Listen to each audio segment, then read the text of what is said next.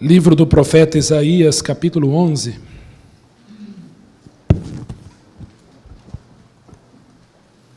Isaías 11. Deixa aberto aí, Isaías 11.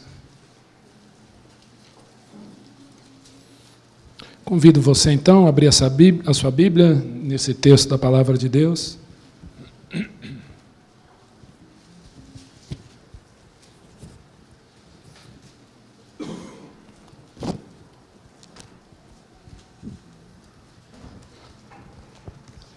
Na Bíblia da Igreja, se alguém puder me falar a página.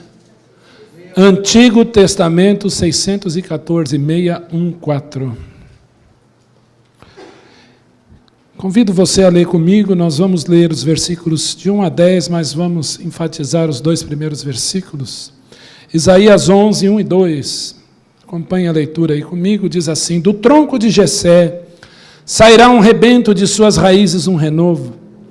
Repousará sobre ele o Espírito do Senhor, o Espírito de sabedoria, o Espírito de entendimento, o Espírito de conselho e de fortaleza, o Espírito de conhecimento e de temor do Senhor. Deleitar-se-á no temor do Senhor, não julgará segundo a vista dos seus olhos, nem repreenderá segundo o ouvir dos seus ouvidos, mas julgará com justiça os pobres e decidirá com equidade a favor dos mansos da terra. Ferirá a terra com a vara de sua boca e com o sopro dos seus lábios matará o perverso. A justiça será o cinto dos seus lombos e a fidelidade o cinto dos seus rins. O lobo habitará com o cordeiro e o leopardo se deitará junto ao cabrito, o bezerro, o leão novo e o animal cevado andarão juntos e um pequenino os guiará. A vaca e a ursa pastarão juntas, e as suas crias juntas se deitarão. O leão comerá palha como o boi.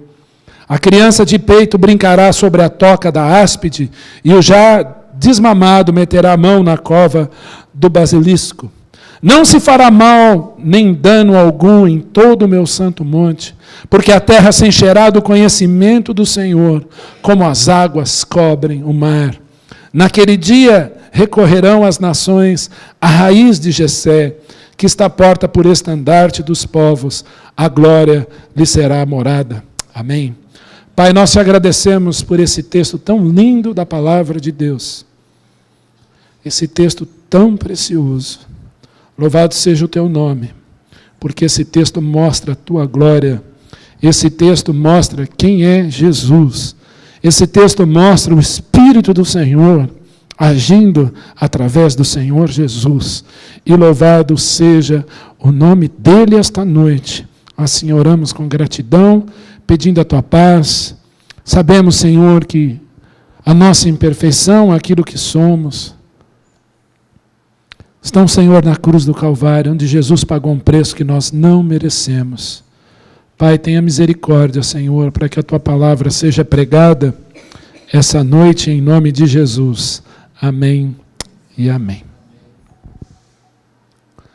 Eu gosto muito desse versículo, porque esse texto é uma verdade acerca do Messias, Jesus. Esse é um texto escrito há mais ou menos 750 anos antes da vinda de Jesus. Nós sabemos que o povo de Israel um dia pediu um rei. E quando Israel pede um rei, Israel rejeita o Senhor, que queria reinar sobre eles. Quando Israel tem inveja das outras nações e diz, todas as nações têm um rei, nós queremos um rei. E o Senhor vai dizer ao profeta, não é a ti que eles rejeitaram, mas é a mim. Deus, então, o Eterno levanta um rei chamado Saul, e nós sabemos que Saul não procurou agradar o Senhor, mas a não ser a si mesmo. O Senhor levanta Davi. O Senhor, depois de Davi, o homem segundo o coração de Deus, levanta o sábio Salomão, o homem talvez mais sábio que tem existido na face da terra. Nenhum rei foi tão glorioso como Salomão. Mas nós lemos aqui que do tronco de Jessé sairia um rebento, e de suas raízes um renovo. Se você olhar para uma árvore, ainda que seja inverno, as árvores estão um pouquinho mais murchinhas, mais sequinhas, tem chovido pouco. Você vê que as folhas brotam do galho, não do tronco necessariamente. Mas aqui está falando que do tronco de Jessé sairia um renovo, um rebento, e de suas raízes um renovo. Algo extraordinário nascendo de um tronco. E aí eu paro para pensar que o Deus eterno prometeu a Davi um trono, um reinado, uma dinastia para sempre. Para sempre.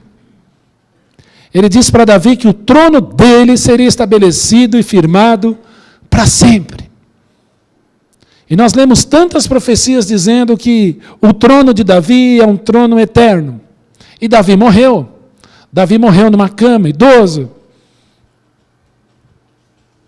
E talvez você diga assim, então é alguém que vai reinar no lugar de Davi, tão importante como ele. Sim, mas a Bíblia até assegura que o próprio Davi, como diz lá no livro de Ezequiel, será ressuscitado e reinará e apacentará o povo de Israel. Porque Deus não falha, Deus não mente. Mas quando nós olhamos para a história de Israel, já um reino dividido, 10 tribos ao norte e 2 ao sul, cortado no meio. Dos 51 reis de Israel, os 51 fizeram o que era mal perante o Senhor. Dos 49 reis de Judá, apenas 5 permaneceram fiéis. E nos dias de Jeconias, o Senhor vai dizer: registra esse homem como se não tivera nascido, porque nenhum deles, nenhum da descendência deles, se assentará no trono de Israel. Esse reino é cortado. Nunca mais se assentou rei em Israel. Sabemos que sobre Israel dominaram os assírios, depois os gregos, depois os romanos. O tronco foi cortado, não havia mais rei. Não havia mais rei. Quando Isaías escreve essas palavras, o povo de Israel está indo para o cativeiro, a terceira leva já está indo, e última para a Babilônia. Um reino cortado, e nunca mais se assenta rei em Israel.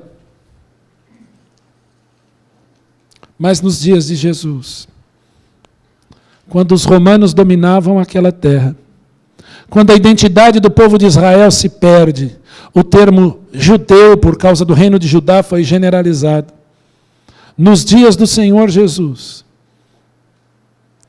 é prometido um filho a um descendente direto do rei Davi, José, e uma descendente do rei Davi, uma virgem, uma moça, humilde de Nazaré. É prometido um rei. É prometido o Salvador. É prometido aquele que iria reinar, e cujo reino não teria fim. Por que raízes de Jessé? Porque Jessé é pai de Davi. E Davi, nós sabemos que vai ser o antecessor, o ancestral direto, tanto de José como de Maria, da onde vem o Senhor Jesus Cristo. E nós lemos aqui então que do tronco de Jessé, quando não há mais esperança, quando a árvore foi cortada de um tronco, vai sair um rebento, e das suas raízes um renovo, um brotinho da raiz dele, onde não há mais esperança de um rei. Há de nascer um renovo. E a palavra renovo em hebraico é netzer, ou o Nazareno.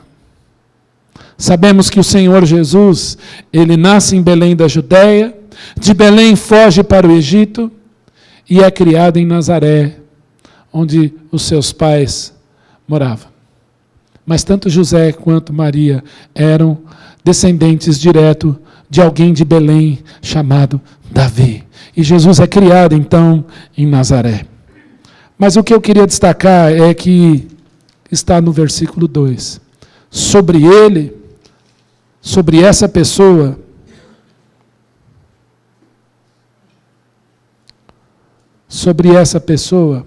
repousaria, em primeiro lugar, o Espírito do Senhor. Lá em Apocalipse fala que os 7 Espíritos do Senhor estão espalhados por sobre a terra. O próprio livro de Isaías vai falar. Mas sobre esse reino destruído, porém firmado mediante justiça, promessas eternas, juízo para sempre. O próprio Davi vai escrever palavras do Senhor: eu constituí o meu reino, meu monte santo Sião. E nós sabemos que esse rei é o Senhor Jesus. E repousaria sobre ele, Jesus, em primeiro lugar, o Espírito do Senhor. Primeira coisa que eu queria dizer aí é que esse Espírito, ele é do Senhor. Ele não é um espírito de qualquer coisa que não seja o Senhor. Lá em 1 João 4, nós lemos: nisso reconheceis o Espírito do Senhor. Porque só existe o Espírito do Senhor, e aquele que não é Espírito do Senhor é espírito de confusão, espírito de imundícia, espírito que o Senhor não aprova. Existe só um Espírito. O Espírito do Senhor. Nisto reconheceis o Espírito do Senhor. Nisto você reconhece o Espírito Santo. Todo aquele que professa que Jesus Cristo veio em carne, esse é o Espírito de Deus. E só há um Espírito que faz isso. Ninguém pode dizer Senhor Jesus se não for pelo Espírito de Deus. O próprio Espírito de Deus testifica com o nosso espírito que nós somos filhos de Deus, como está escrito em Romanos 8. É só um. E nós vamos ver que esses 7 espíritos que você vê no capítulo 11 de Isaías, versículo 2, na verdade é um espírito só. Repousará sobre ele o Espírito do Senhor. O Espírito é do Senhor. Em segundo lugar, espírito de sabedoria. Sabe o que é sabedoria? É quando você tem informação, quando você tem conhecimento, quando você tem acesso ao saber e sabe usar. Tem muita gente que conhece muita coisa, conhece muita ciência, muito a Bíblia, conhece tudo e não sabe usar, logo não é sábio. A sabedoria é quando o saber que Deus te dá torna-te pronto para usar. Torna você pronto para fazer uso dessa sabedoria. Salomão vai dizer que a sabedoria clama na praça. Salomão vai dizer que a sabedoria, aonde você passa, ela grita para que você a tenha. Que ela é mais preciosa do que a prata, do que o ouro, do que as riquezas. E quem é a sabedoria de Deus? Primeiro aos Coríntios 1,30 diz assim: que Jesus Cristo se tornou da parte de Deus sabedoria. Presta atenção, quando esse menino viesse, quando o Messias viesse, o Nazareno viesse, repousaria sobre ele, em primeiro lugar, o Espírito do Senhor. E nós vemos que quando o Senhor Jesus é batizado, o Espírito de Deus desceu sobre ele como pomba e ouviu-se uma voz no céu dizendo: este é meu Filho amado, em quem eu tenho prazer. O Senhor Deus, o Pai, como nós cantamos aqui, não tem prazer no pecado, Ele tem prazer na pessoa do seu Filho. A pessoa do Filho é quem satisfaz o Pai. Este é meu Filho amado, em quem me comprazo, em quem tenho eu nele prazer. Mas repousaria sobre ele também o espírito de sabedoria. Colossenses 3 diz assim: louvando a Deus com salmos, hinos, cânticos espirituais, com gratidão em vossos corações, instruí-vos e aconselhai-vos mutuamente em toda sabedoria. Deus tem te ensinado, a Bíblia é para você ser sábio, para poder viver nesse mundo, para instruir aos outros. Eu gosto muito quando vem visitante na igreja, mas também louvo a Deus quando não vem. Porque estou falando para a igreja. Igreja, nessa pessoa repousou um dia o Espírito do Senhor e o Espírito de sabedoria. Não só Espírito de sabedoria, mas também de entendimento, de compreensão, de discernimento, de olhar para a sabedoria, de olhar para o saber, olhar para o conhecimento e entender as coisas. Muitas vezes você pergunta, por que isso, por que aquilo, por que está acontecendo isso? Repousaria sobre ele o espírito de entendimento. A Bíblia diz que o homem natural não consegue compreender as coisas de Deus, porque eles são loucura. Um adolescente chegou para mim e disse, eu vou provar para você, através de uma reportagem que saiu no Estadão, que o universo teve origem numa explosão, e se houve essa explosão, e o universo da casca de nós, eu não vou entrar nisso porque não é minha área de conhecimento, e eu só fui voltando com ele, tá, tudo bem, o que era antes? O que era antes? E se não tiver antes da explosão, o que causou a explosão? Né, Ricardo? Foi uma explosão, não foi? Quem riscou o fósforo? Alguém fez. O homem natural não vai entender a criação de Deus. Nós vimos isso aqui numa aula com Marcos. O homem natural não vai entender que existe um Deus por trás de todas as coisas. E essa compreensão, essa percepção, vem do Espírito de Deus na vida do crente. E repousaria sobre esse homem, sobre esse nazareno, o Espírito de entendimento. Quantas vezes quiseram pegar o Senhor Jesus em alguma falha? Quantas vezes fizeram perguntas difíceis para Ele? E Jesus conhecia-lhes os pensamentos, conhecia-lhes o coração. Olha o que a Escritura vai dizer para você. Tomai toda a armadura de Deus para que possais resistir no dia mau, depois de terdes vencido tudo, permanecerdes inabaláveis. Tomai a couraça da justiça, cingindo-vos com a verdade, embraçando sempre o escudo da fé, calçando as sandálias da preparação do Evangelho da paz e o capacete da salvação. Você quer ter compreensão das coisas? Eu preciso conhecer quem é Jesus. E o Espírito Santo de Deus move você a ter entendimento das coisas espirituais o tempo inteiro. Porque repousaria sobre o Senhor Jesus o Espírito de entendimento. Mas não só isso. Agora, o Espírito de conselho. Com quem toma você conselho? Com quem toma você conselho? Eu já disse isso aqui. Pastor não é PS. Diácono, presbítero não são PS. Nós não somos enfermeiro de gente acidentada. O conselho é diário. Abra a tua Bíblia, debruce na sua Bíblia e diz, Senhor, fala comigo, eu preciso entender, porque repousaria sobre o Senhor Jesus um dia o Espírito de conselho.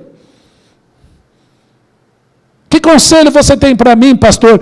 Leia a Bíblia, conheça o Senhor da Bíblia. Leia a palavra de Deus.